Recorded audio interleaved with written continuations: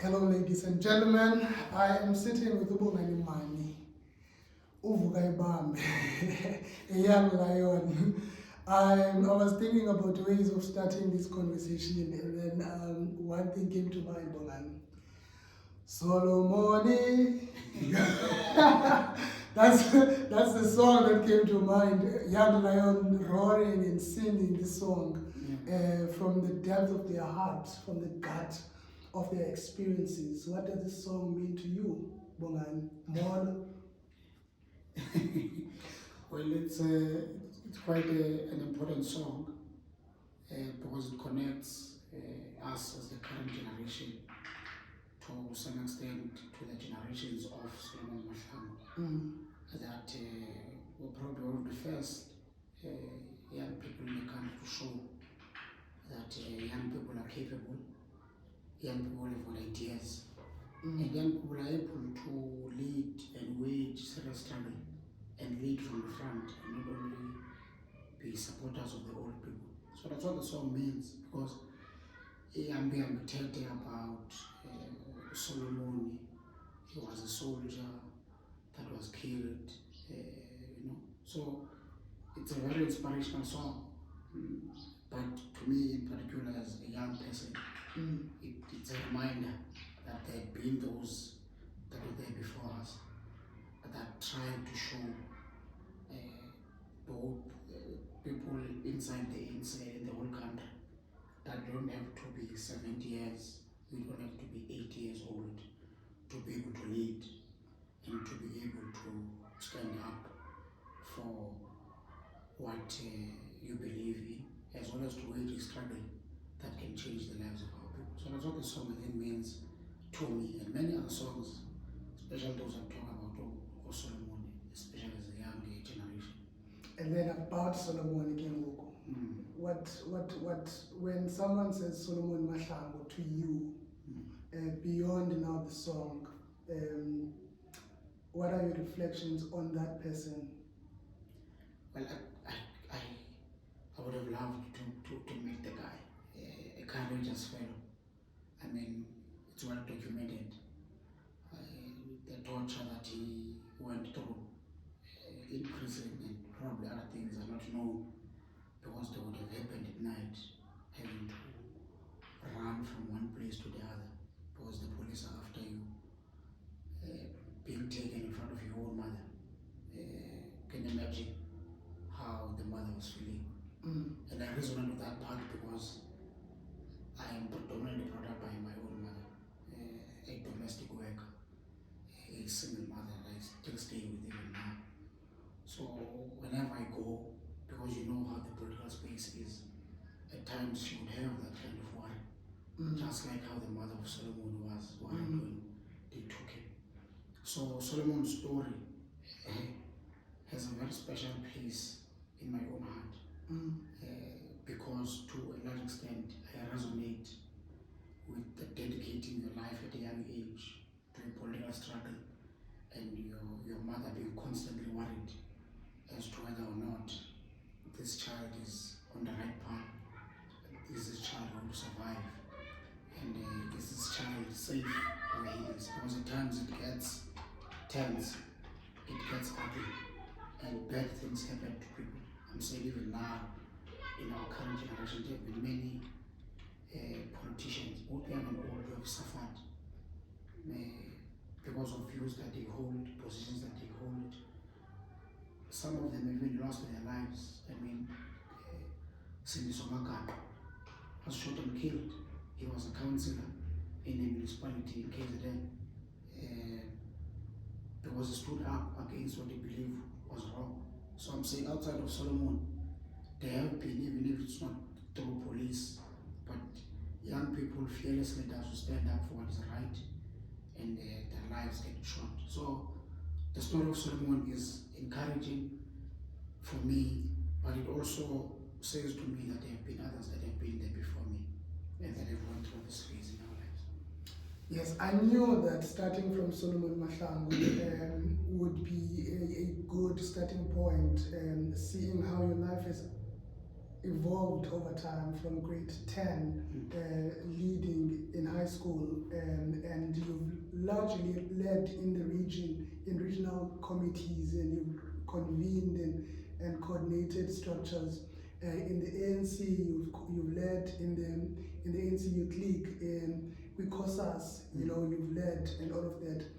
And I wanted maybe to stop a little bit just to find out, Uguti, this kind of a person who from high school, from very, as a teenager, who's lodged into the struggles of the people, into the struggles of learners, who's bothered about something, maybe the condition of his peers.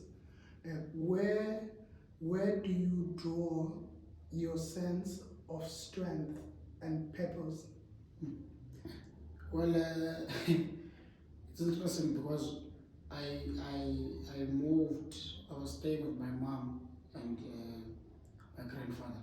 So it was quite a large family. I think we were a group of 7 or 8 grandchildren, and then we moved from Konabushe to this side with my mom, and we stayed there with my dad until he passed on. But I think for me, I walked quite a distance. People don't talk about this because it's quite a shame. When people think of long distances, they think of the rural areas, and all of that. But if you can just drive through, I'll show you. It's quite, I know because I always used to leave home at 7:10 in the morning, walking to school without school transport. And I would get there around 10 to 5 to 8. So that was one of the first things. And the times, there would be a time in the school where they would close the gate at a particular time because of assembly, and also trying to instill discipline without taking into consideration some of the issues around that might have been contributing. But second to that, during our time in high school, I'm sure you remember this, our schools were quantile on the basis of where they are.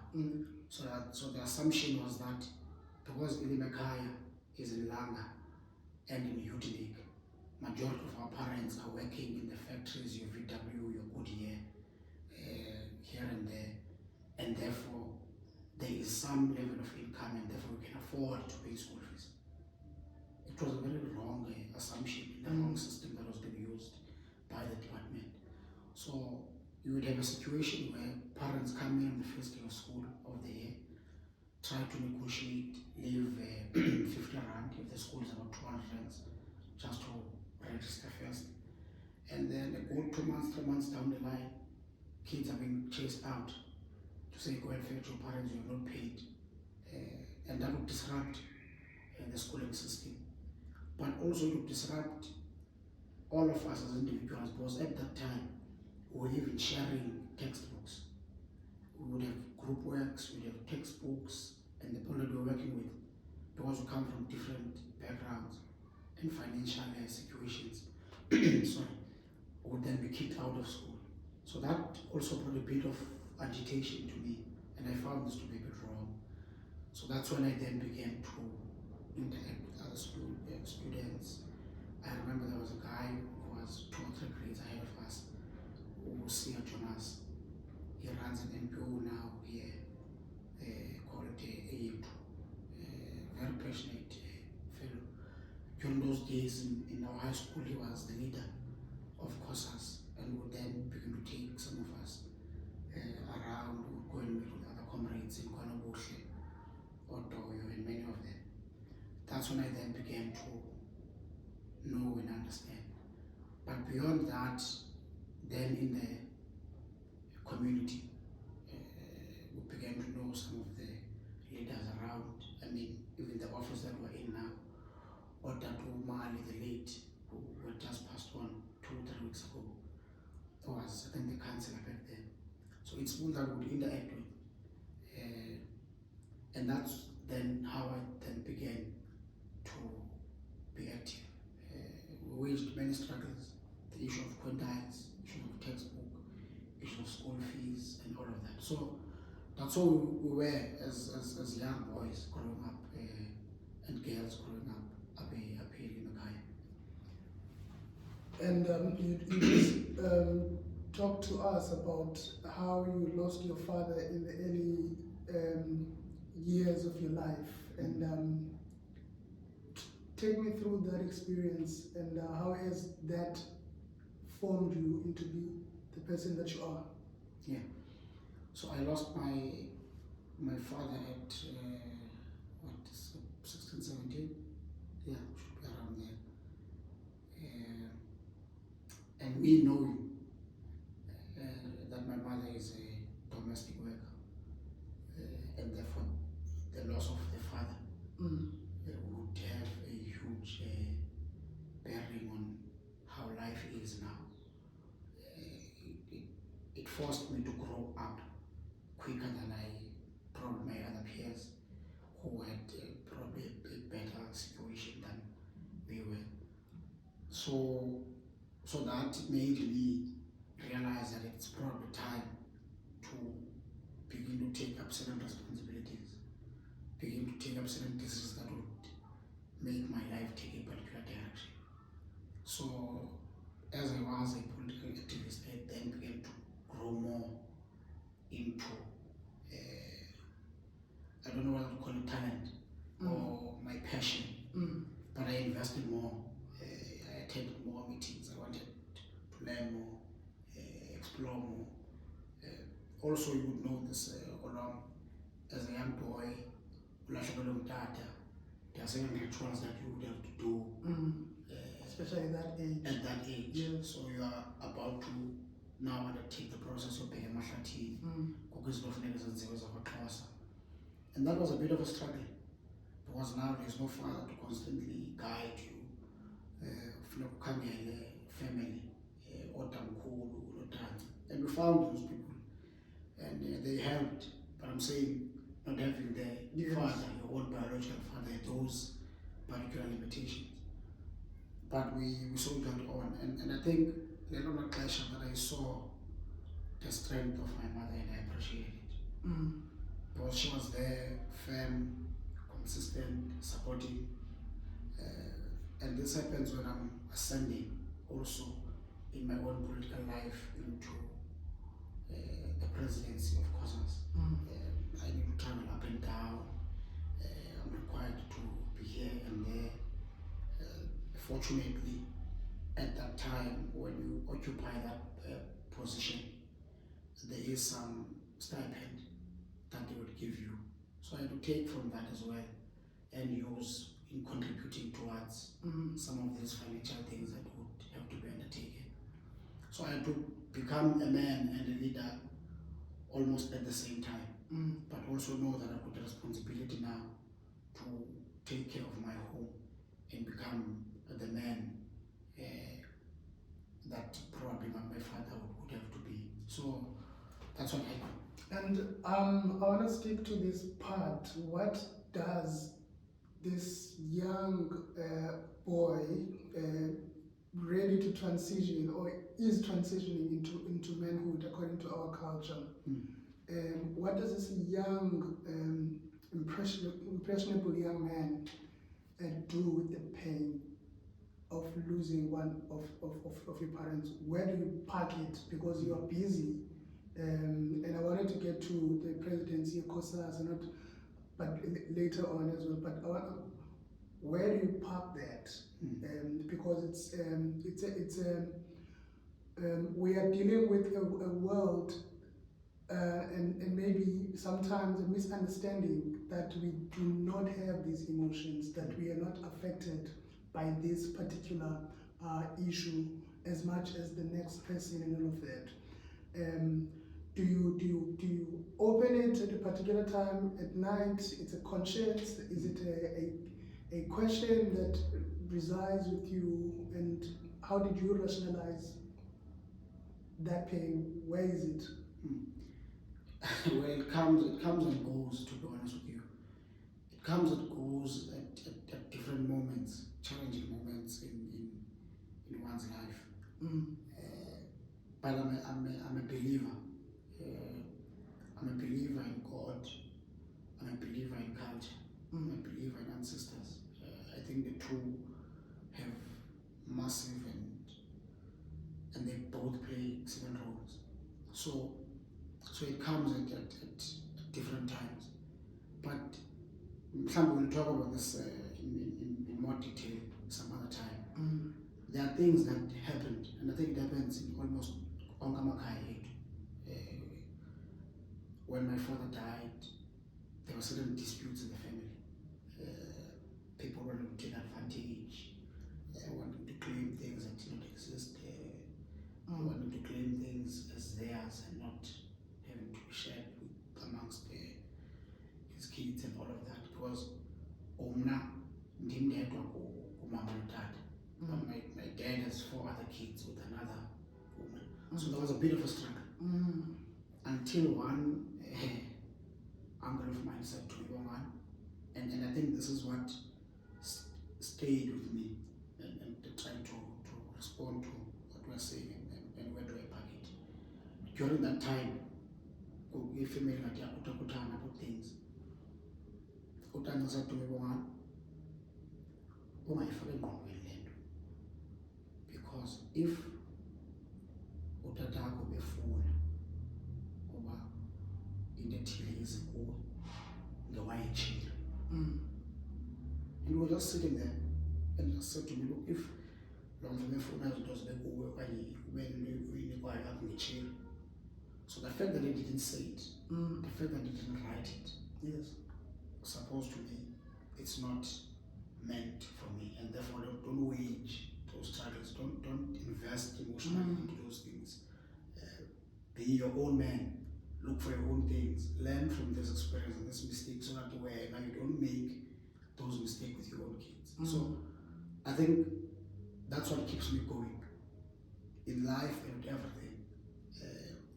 Going to conferences as well in my political life, whether I get elected, whether I get appointed, whether I get removed, those words linger in my ear, that if it was meant for you, or work from the way God, the organization, your ancestors wanted, it would have been given.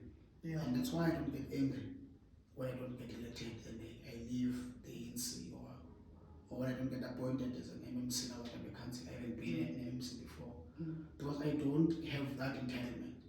If I did not have it over my own father and his own things, I can't have it anywhere else. Yes, and I relate with that because even when my father passed away, also with a similar arrangement, Mama Mzangachatenaye and all of that.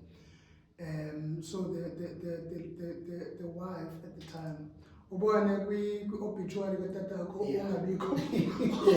then actually, but then now you are just relegated to one of the cousins. Yeah, you were messy, but you know, but you are now Abachana in fact, and as a result, I didn't even feel the need to go and sit then with the family. I actually stayed with the people, you know. And at this time, there are people who came to actually support me with burial, Katatab, and I'm just listed as one of the. That's why I'm asking that pain. Where does a leader park that? Because you have so much that needs to happen in your life, and thank you for answering that. But then out of that comes this question of detachment, and not and in daughter culturally that we are given, we are in many ways, you're going to hear this, we can experience pain, but we immediately detach from that feeling by either making different assertion or changing course. It's there, but psychologically we are prepped away from it. And I'm wondering if in your course of leadership, when you see a young man, when you see the challenge of young men, can you link it to the fact that most of our being is encouraged to look away, to park away, to grow away, and never really dealing with it, and then comes this cold group of young men who are seen not to be touched by the emotions of the day, by the woman's cry, gender-based violence and all of that, because it's our mode of operandum, modus operandus. Yes. Modus operandum, you know, our mode of operation, that we sort of look away and be away. And I want us to go back and think a little bit more about how would you relate with that? How would you put it? I don't know. Probably, as you're saying it, it's how we are being brought up as young men. Probably starts from at a young age. That constant messaging, all of those things. So they work on you. But also probably for me,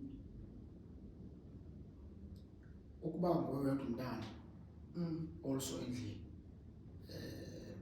even when my dad was alive, those few years we spent I knew that if I get into a fight, that's going to come. Yes, man. Abanye bazobiza ubhuti babo, Yes. abanye banosisi babo esibuyika eBerlin, Yeah. but now I'm the only one. And also there are certain things that you don't tell the parents as of now, because you don't also want to become that child that is always coming home and all of that. So it's a mixed range of things, but also because of my activism to keep busy, there's always something. Look, the organization we belong to, because as you knew in January, it's back to school. People are being allowed back in. 2 or 3 weeks, you are moving from either one school to another or assisting in one crisis or the other. Immediately after that, it's the issue of stationery. It's teacher shortages. In between all of those things, there might be a strike of the public sector. You guys are hooked into that. So also being busy, it doesn't allow really, or you hardly have time where you sit and you think much and you get depressed much. But also, I got to spend a lot of time away from home. I mean, when I was president, I spent literally 2 years in Gauteng, moving up and down. I would come for 2 days at home, then I'm out, based in Johannesburg, but going to different provinces to attend to issues of the organization as well as issues of the students in general. So that also made me, or did not give me time to mourn, to grieve. Yes. And also I was exploring. Yes. I mean, interesting, yes, real things that we have. Real things, real life things. And meeting real people. Yes. And you also meet other people that tell their own stories. And you are like, hey, mine is better than this. I mean, I still have a mother. I don't have both. Abanye might have, but mama is sick in bed and all of that. And whilst all of this is happening, I'm saying about that. So I don't think, yes, there have been moments of struggle, as I'm saying to you. There are 2 moments in life where these doors are going to forget. Out from here is feeling, and there's no one else, it's just you and the mirror. The king has come. And some of those things come. That go 2 or 3 minutes before you actually shut down and sleep. It happens. Now also phones. I know now we sleep with our phones. But there's a time where you're like in yourself, when you switch the phone, we beg apart. There are 1 or 2 of those things. But because we're busy, we're living. Or I'm worried more now when my favorite artist, Umsaki, where one of the Fetch Your Life. Yeah. She explains it. She explains it that the whole week, sihlale phansi nge-weekends, says you don't despair. Go ahead, fetch your life. You know, go on and be alive. So don't just sleep there and cry. Go out there, go and try, go and fight. And I'm inspired by such things because yes, I might not have done amazing, but I not once have I stopped trying. Yeah. There's not been a year, even when in the organization, I found other things. I got involved in the Football Association of the area because it's sport, it's active, and I know during the week we are doing the administration of these things, since the fixture. We're checking if there are no disputes between the teams that we played the previous weekend, or presiding over those things, just to manage. Because I wasn't good in play, but I enjoyed going to the field, and I knew how much many of the time. I'm happy that someone can openly admit that we were not good in playing soccer. I tried, I think under 13 or so. When you team up play African Chiefs, I tried under 13, I realized, yeah. But most of my friends were playing and they were good. Yeah. But there is, generally in our sports, guys that are good on the field are normally not interested in the administration. Yes. So we had to help with that because the sport was evolving and developing. People must be captured, no play, no cards, no play. There are rules of the game, trying to modernize and professionalize it. So those of us who were not good on the field, yes, to take that space. Yes. Yeah. Yeah.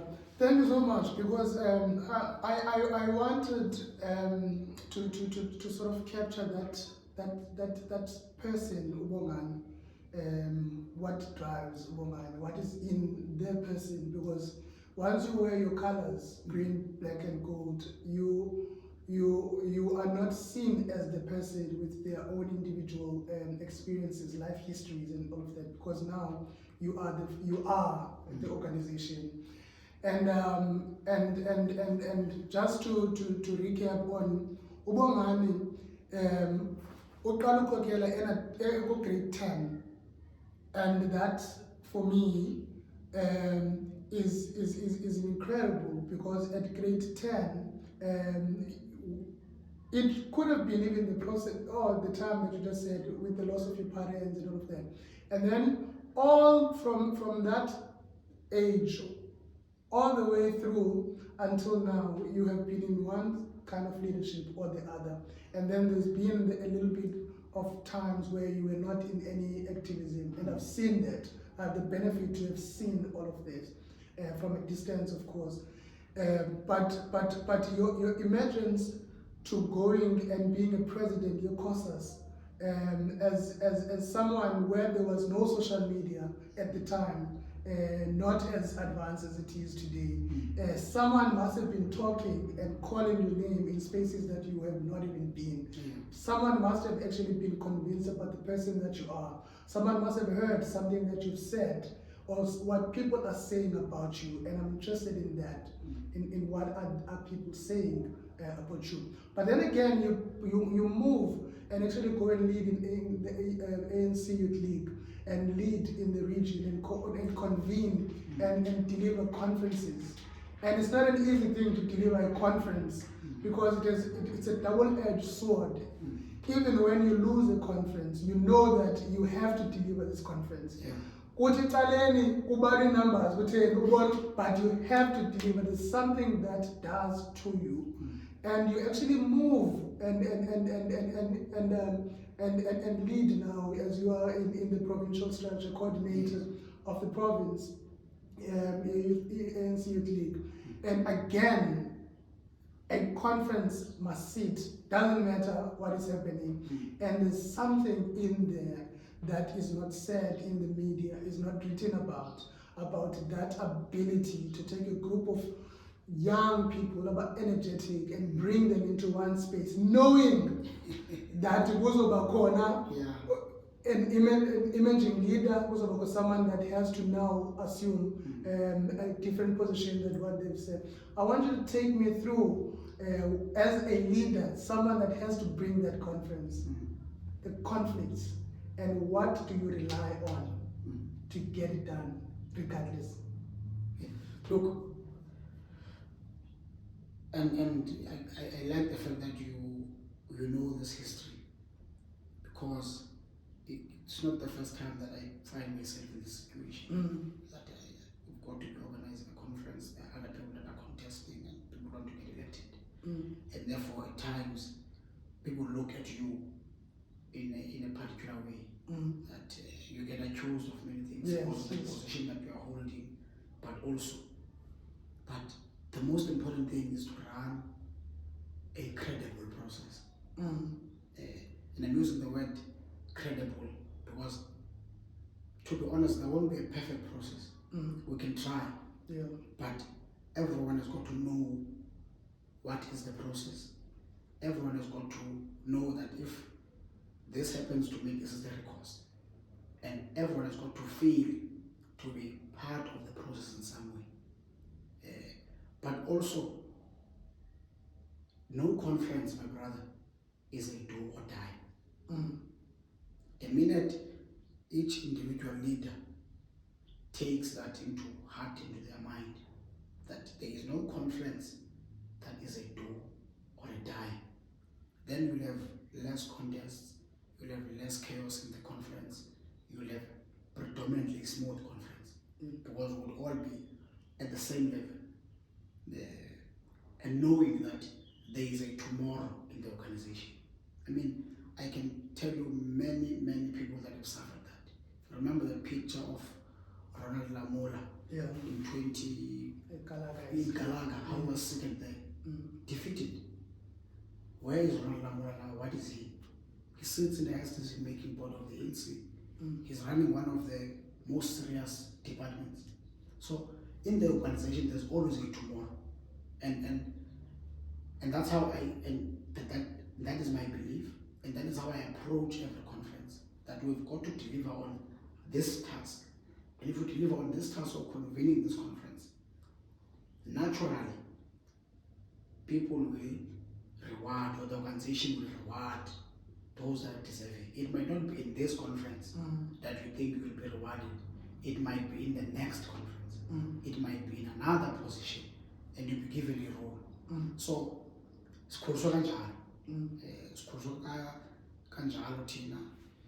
the movement. And now I know a lot of people might not have been in any in any conference in their lives.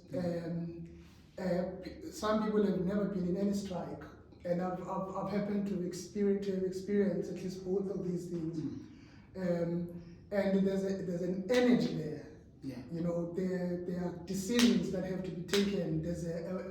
It's a mob spirit. It's a mass sort of energy, and to coordinate it and have it and negotiate. You know, I want you to paint.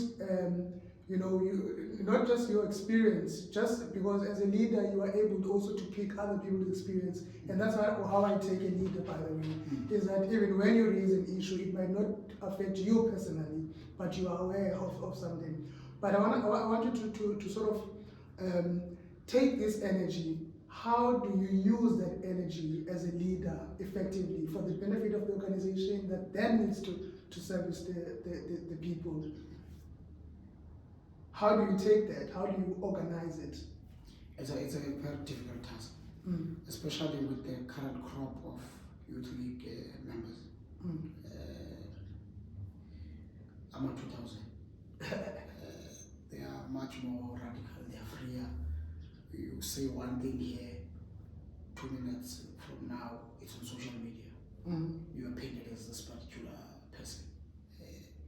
And it's spaces that we're in. It's spaces that we're interacting with, but also it's an organization growing and evolving, so you've got to have that appreciation. But also appreciate, because now in the Youth League, it's the former COSAS leaders, ourselves. There's a group of former SASCO comrades who would not have been in COSAS, were more in the university institutions, so they were organized there. And then there's the original Youth League group as a solution. The unemployed ones, those ones. And And when you get to a conference, you get that sense. Even in meetings out there arguing. As the causes are going to tell you about the history, how they were brought up here, what they know, their experiences. As a South Square, are going to be more on theory. No, this is what Marx says. This is what happened in all of that. As a selection, are interested really on bread and butter issues. Guys, when we're discussing unemployment, because now where I stay, 80% or 90% of the youth, they are unemployed. So where is that in what you are saying? Karl Marx, Oliver Tambo. By the way, we've never met, but it's an crime is rife. So whenever you get to meetings of the youth league, you've got to find a balancing act between that, because we need these three elements to make the youth league what it is. If you look at the logo of the youth league, it has got, if we want to break it down in simpler terms, those things fight, produce, and learn.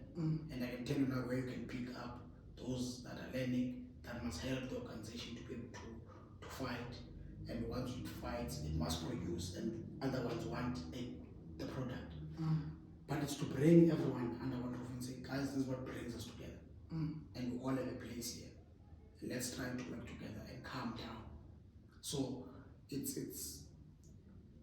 I can't pinpoint it exactly. Yes. But yes. But it also comes with having seen these things before. And being aware, do your environmental scan and all of that. I appreciate that. And then you are someone that is also special in this sense, that from, yes, the street and being, a youth leader, but you also were in government. You led as a member of the mayoral committee for transport, yes, and infrastructure, and roads and transport. Sorry, and then you've also been in corporate services, and now you know, before the government, outside the government, you know the IDP from the point of raising your hand in a hall, yes, and hoping that your issue is going to come through, and then you know on the other side where there's now budget and the decision that has to be made, the council structures and the operations, even in the new coalition space. What is going wrong? Where are the issues? Where are the bottlenecks? Why aren't people getting what they want? And I'm using these broad questions, hoping that you want to use your own, because you know the issues of Zabantu, and pick an issue and say, for an example, an issue of Indotil, this is how it happens, but this is where it stops. This is the decision-making process, because people are frustrated in one way or the other. Yeah. Look, I can tell you from both my experiences in roads and transport and in corporate services, right? And I'll come to the parts about the politicians and what is happening there, and the self-interests and all of that. I'll come to that. But one of the major difficulties, especially in the local government sphere, it's how everything is regulated. The municipalities are highly regulated. It's governed by a number of policy documents from MFMA, Structures Act, so all of those. So even if you want to do something now, there are phases that you have to go through, jump through, and that delays most of the things. But secondly, there are important departments in the institution that are not necessarily at the cold face of these things. Most people don't know who's heading budget and treasury. Most people don't know in the procurement division what are they doing. We also know that people are paying things. But when people strike, they talk to MMC of ROADS Transport. But out to us, when they get to the institution that people are demanding the road, the officials in BNT in particular are going to tell you every reason under the sun why this can't happen and can't happen And it's also an issue of a drive. Umuntu uyazi makudoyelwa kwakhe. Kudoyelwa in an office or a house, wesithina sihlala elokishini sihlala nabo abantu. So those are some of the challenges. But also because of how regulated and congested government is, you find that izinto that belong to a department or are affecting some of our work. And we're unable to do this work because there are problems here. I've just cited now at BMT. One of the biggest problems we had when I was at ROADS was the robots. And robots, they're on the road, but in terms of our structure in the municipality, they are not located at roads and transport. They are located at infrastructure and engineering. So you would have to find a way around, and when you get there, you are not the political head. And also it becomes worse when the political head is a different party. It then brings all other politics. And there are other issues of that department. So it complicates a lot of these things. But it's not things that when you are in the space that you have to moan and to cry about. We have got to try. And I believe that when we're elected or appointed into positions, we're being appointed in there to at least try. So that whatever happens, even if we get removed after 3 weeks after, people are able to say, no, but when he was here, we got a sense of his commitment, we got a sense of what he wanted to do and what he was trying to do every day. So I'm saying Urhulumente is it's a bit complicated. It needs us to really sit down and think, as we have really done justice about how we've regulated government. Because it's highly regulated, especially the local government sphere.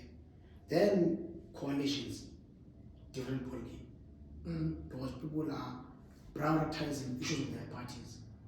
I mean, in PE now, there are parties called, or parties that are in the northern areas.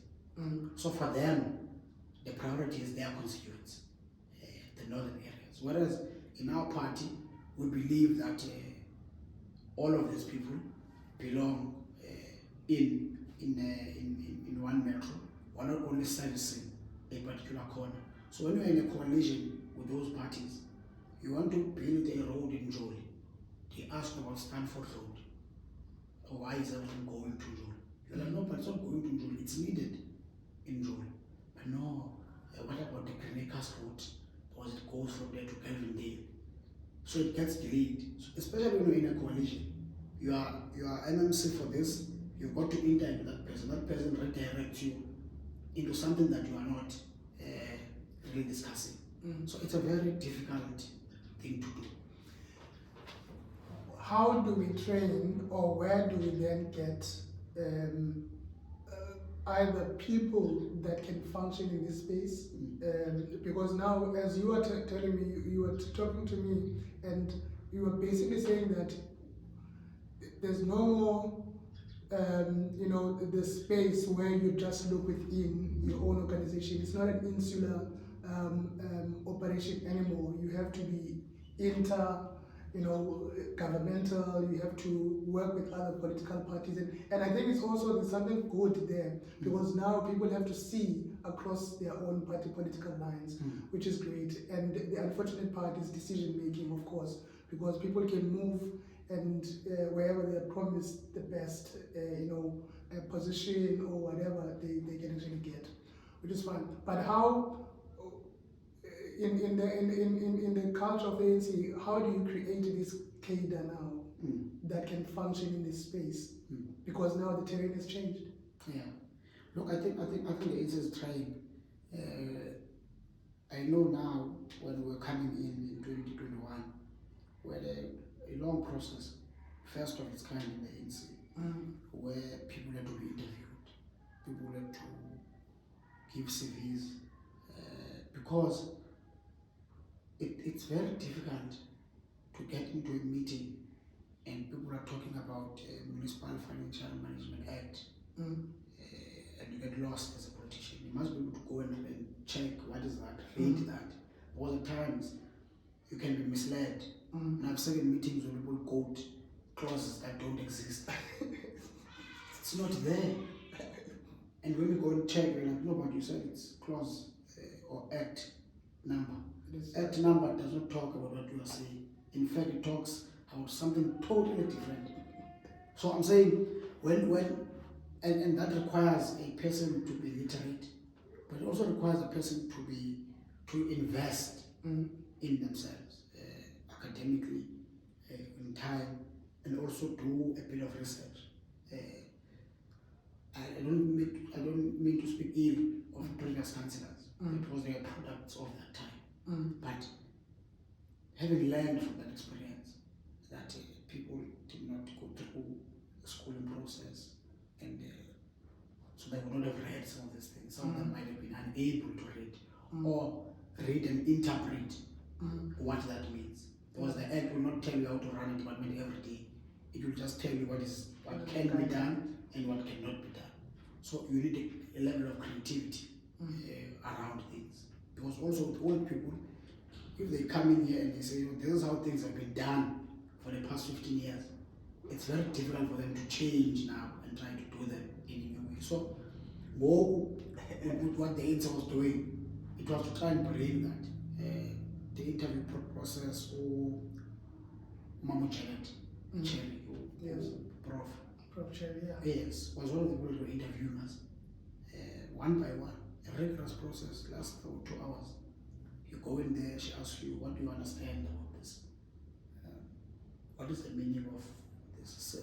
Give you scenarios, you know her.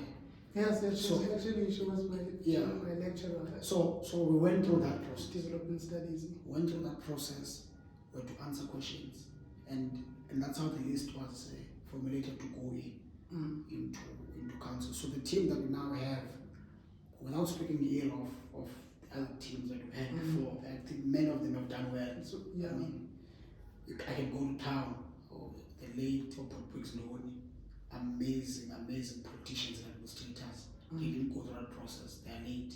Or Mike, or Datumetso Captain in New Brighton. Many of them, or Bramo Kidan, inspiring Hotmans that did amazing work. They did their work honestly and diligently.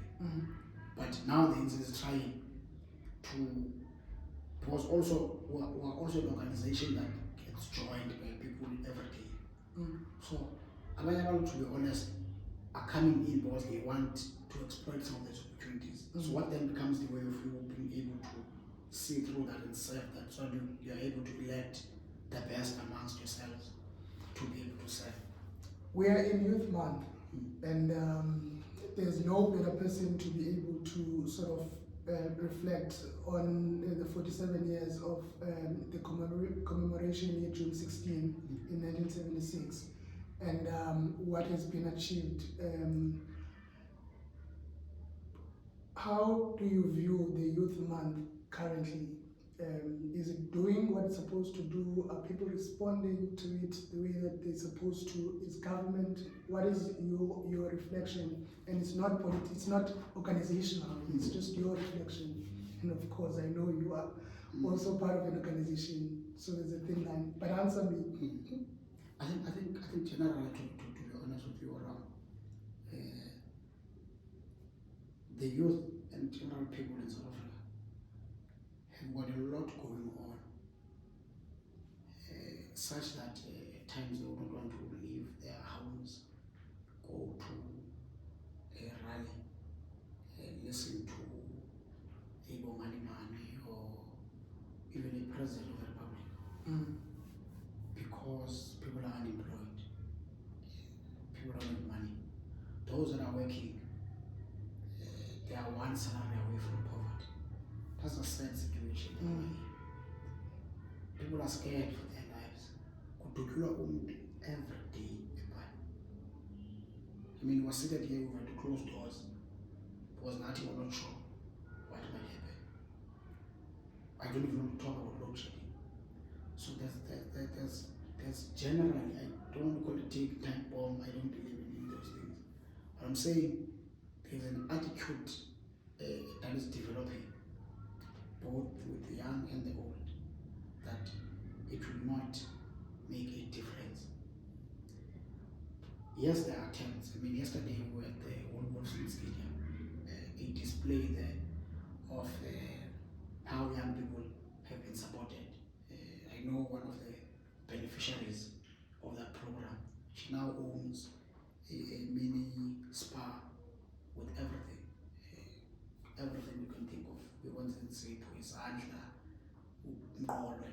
And it's interventions that are needed for abantu bakuthi, because they have ideas, they know what they want to do, but they're struggling to akanamali yokuthenga icontainer, akanamali yokuthenga equipment, akanamali for this and that. So there are those things, but zikhona into ezenzekayo ezimbi around us.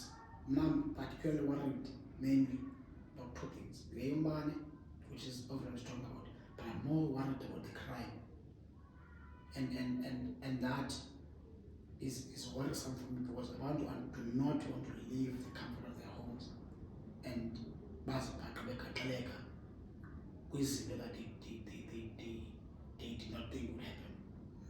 So we're a very scared society.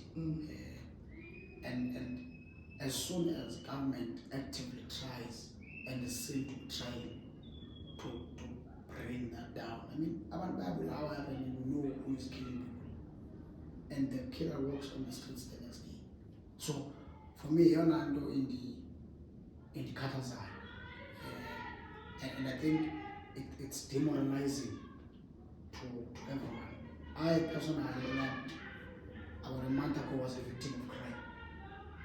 Gqeberha emotweni in a shopping complex with cameras in the parking lot, and I approached the security company and they said, "No, just bring the police. We're not allowed to open for you the footage. It's under police." So I go through the process of opening the case. Guess what? 2 days later, I get an SMS. The case is closed. And I had not been called. And it happens to me. Can you imagine when it happens to a young girl who's a victim of a worse crime? When I just lost phones and other valuables that I had left in the car for literally 5 minutes. So can you imagine everything in thing to only be told 2 days later why a case of violence, and there has not been a single move by causes so that at least we see these people, even if it was bad, so that the next time we born a moto, you're able to be cautious. When the next time born will be there in danger, you are able to look around and make sure by more you declare that this guy's jammed these things, they do all kinds of things. So I'm saying it's those things that are demoralizing for young people in general. It's those things that they say to us at times,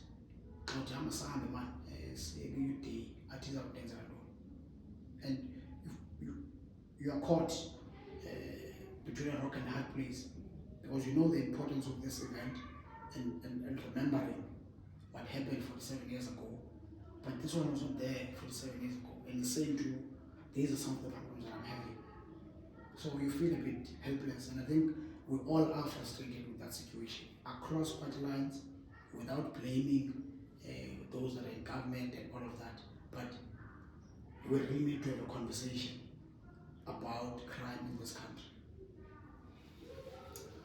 I mean, I can also list some unfortunate occurrences. The reason why I actually at some stage decided to say, look, I'm leaving this locality, I'm going to another one, was based on the fact that if I'm away, you worry about the people that you leave behind, you worry about your wife, you worry about your kids, you worry about your mother, you worry about all, and you have the sense that you can't do anything, but you cannot leave, and all of that. And then you also talk about this, crime, and I want to raise the issue of rates. People are complaining every day about, not affording the houses they stay in. You talk about people are just a month away from poverty and losing everything and it's really the precarious nature of our lives. And other people will say it, other people will just out of frustration. When someone was also relating a story where they were looking for this service in this government entity, but they were sent across town here to go and get a form there to bring this side, which is something that could be emailed or could just be an online thing and all those things. So I want you to maybe nearing our closure now to just say what could be done at the municipal level, at the government level, provincial level, to just ease, the sense of safety and crime, as you were alluding to, but also to put a little bit of bread and sustain the bread that is already there on the table. Yeah. No. I think on the crime one, there's no reason why we don't get more police and even soldiers deployed. Because now I'm a firm believer in visible policing. Right? Deploy manpower, deploy resources. So that I don't wait 2 hours for a police van. But also, there must be a conversation with the police.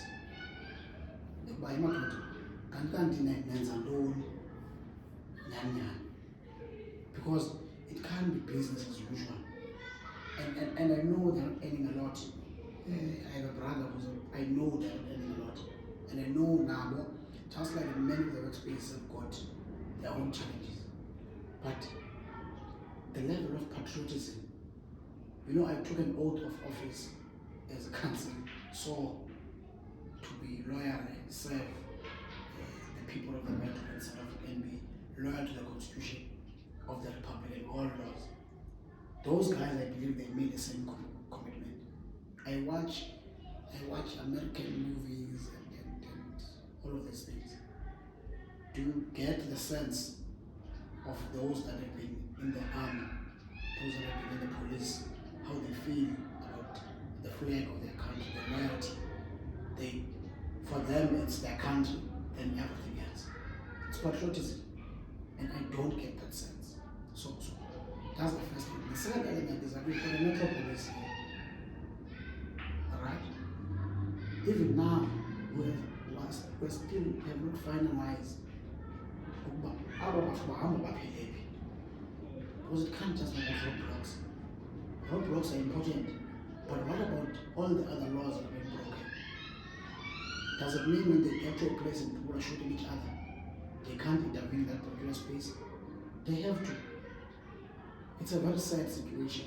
So let's look into that and reinforce them both in terms of legislation and also in terms of practical.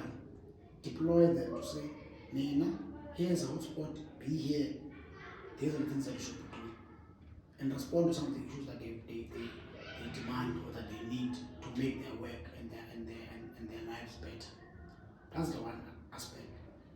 The second aspect, and also now it's going to deal with how policy you formulate. I know there's something called assistance to the poor, which has got a certain bracket of an income that between 0 and this amount of money, and therefore you can then be exempted. The same phase of that conversation must be knowing what we know now about what people are going through should not broaden that.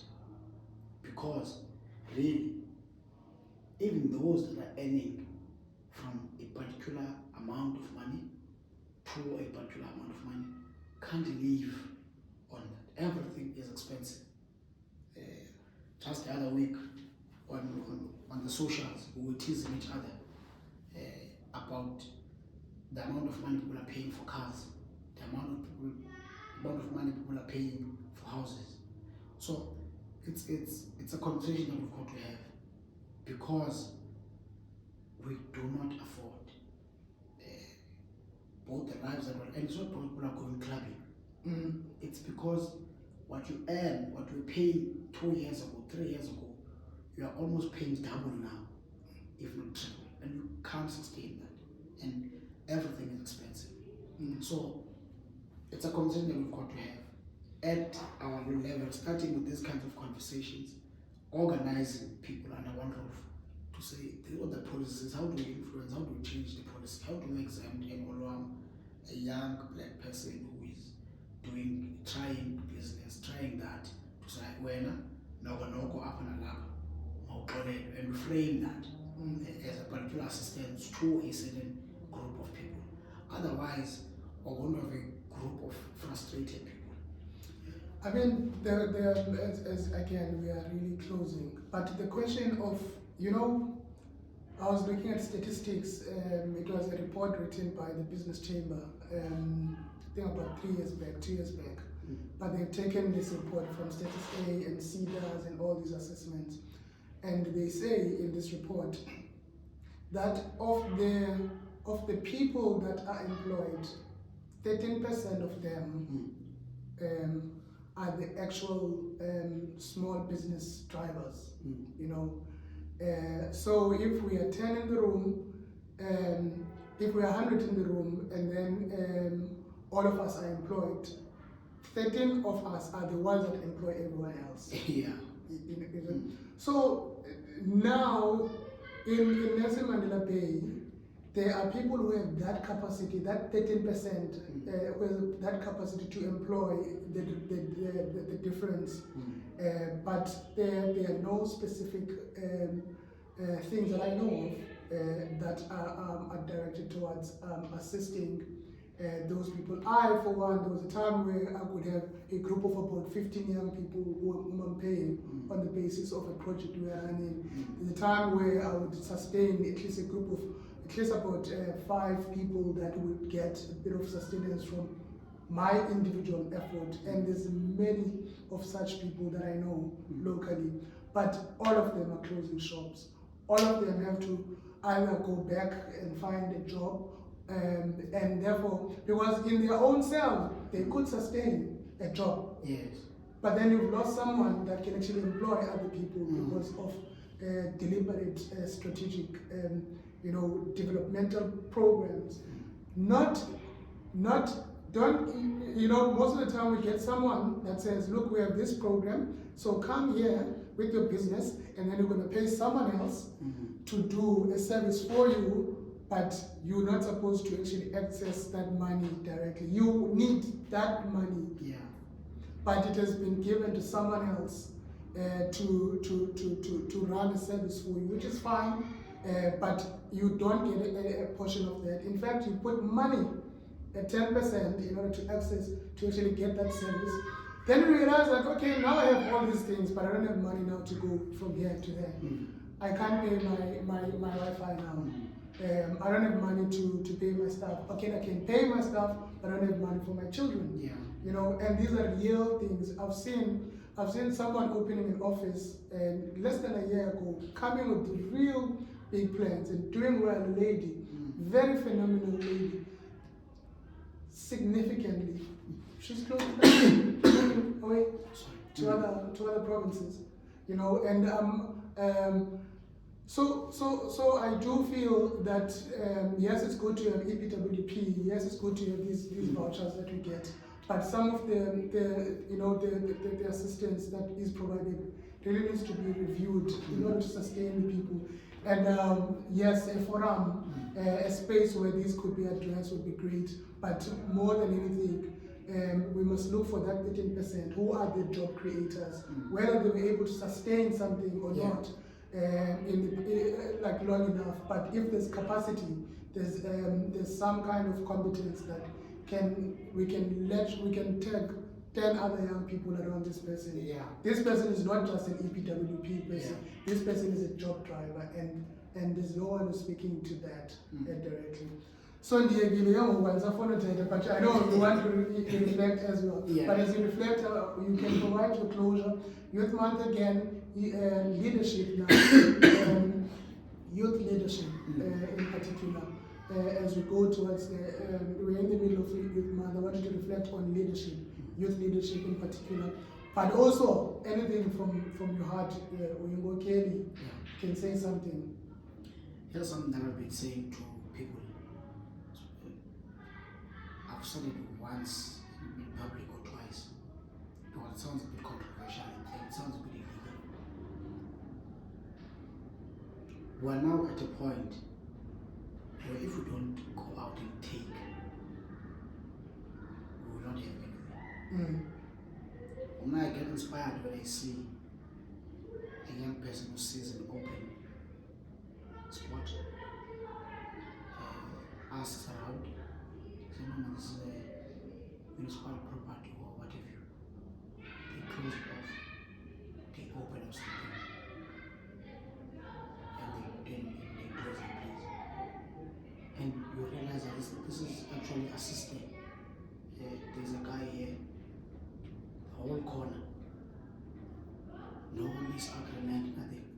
So I'm saying it's a bit controversial and illegal. But have white people not done this in the olden days? And is it perhaps not time for us, if we don't have that conversation, to actually just do it and see? Because you already see the building I'm gonna try. yeah, I'm telling you now, my brother, because of the regulation, because of failures, even of some of ourselves in government, and because of other preoccupations that are irrelevant, that you start something now. I mean, at corporate services, people used to come in every time. Council, we were told to come to your facilities, go in. Let's talk when you're inside. So I'm saying, because there is no reason why the young people are running their businesses in the back home, whereas there are government buildings that are busy dilapidating, being vandalized every day. And part of the reasons why they're being vandalized is because there's no activity. People protect what benefits them, what is of service to them. If here I know that my mother comes to do her hair here, I am likely not going to come and break here, because I know that if I break that place or I burn it down, I can't have a new place to do her hair. Or if I'm able to print my CV here, I'm able to do this here, I am likely going to serve as a protector of that particular establishment, because I benefit from it. So it's a conversation that we must have, but it must be a conversation that is being done. So that the whole member cities will pull. The community says, no, but say 77 down. What are you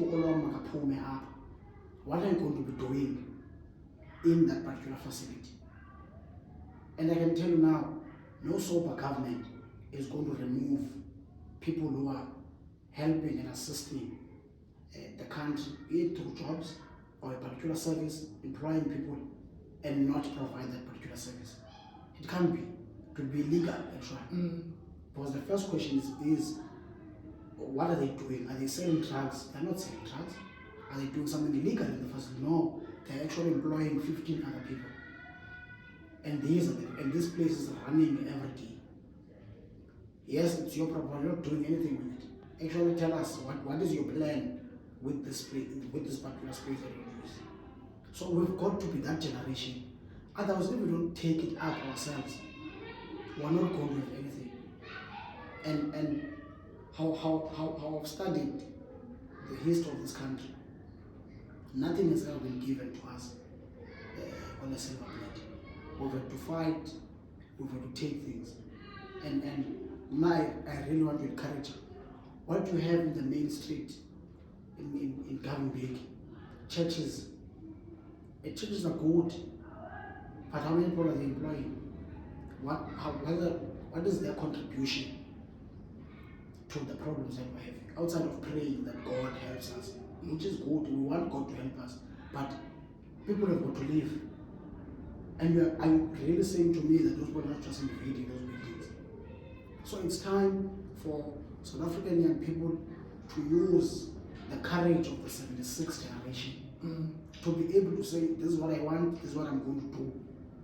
And if government wants to kick me out, here am I. I'm a son I'm a child of this place. I'm a young girl from this area. Dinale problem, dinale idea. This is how I want to solve it. And therefore I'm doing it. And let's see if government is going to do that.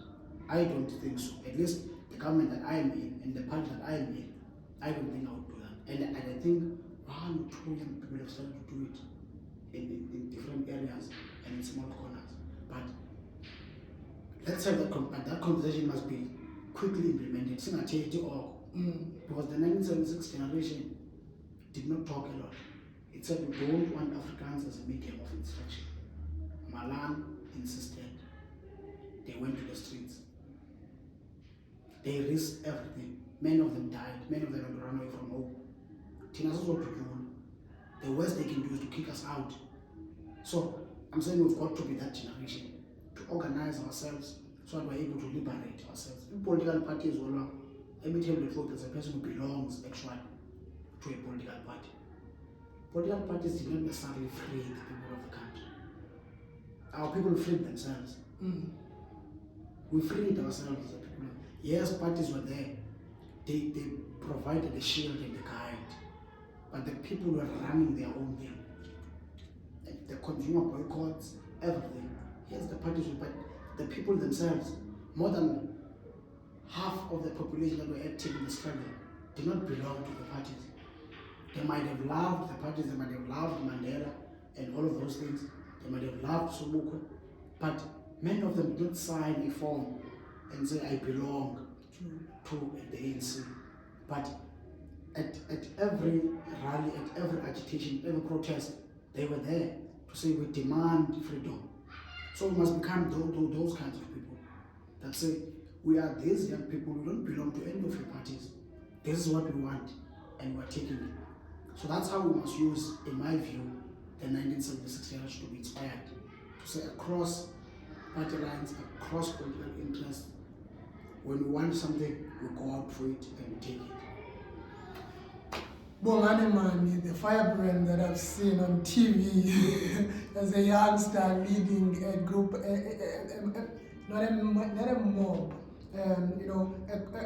a constellation of youngsters who were in high school at the time, because and further led in the ANC Youth League, currently coordinating the ANC Youth League in the Eastern Cape. He is also a former MMC, member of a mayoral committee for both transport and corporate affairs. Right now, I'm happy to have shared some thoughts with him. I know that we'll see more of him in the future, and it's such thinking, it's such bravery, because now we have to think outside the box, and we have to inspire confidence for young people who feel stuck and not knowing what to do, and for those people who feel the pinch of the economic downturn that we are part of. No one would say it if we don't speak up and say what we are experiencing. The way to man. Thank you so much. Thank you very much. Yes, yes. So, Thank you.